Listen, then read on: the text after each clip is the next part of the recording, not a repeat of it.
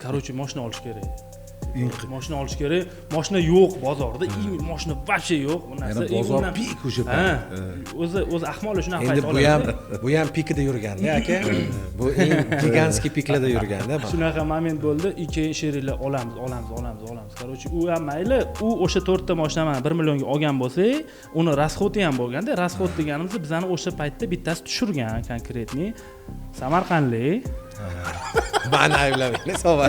217 ming dollar olganda bermagan. O'sha bola yo'q, misol. O'sha bola yo'q. То есть фактически 4 ta mashina 1 million 217 ming dollarga tushgan deb aytsa bo'ladi. Undan keyin yana gaplashdik, boshqa kanallar bilan уже gaplashib mashina olamiz yo'q deyishyapti. 4 ta sherimiz etonmanda sherlarga aytdim. Qo'yinglar, olmanglar, iltimos tursin. Olsaychi, ertaga qimmatlab ketsa-chi deb qolishdi keyin. Men aytdim, "Давайте ham nima qilamiz? Hozir 250 minglik mashina ertaga 270 mingga chiqsa, dedim. 20 mingni men to'layman. 250 minglik mashina 200 mingga tushsa 50 ming menga berasizlarmi?" dedim.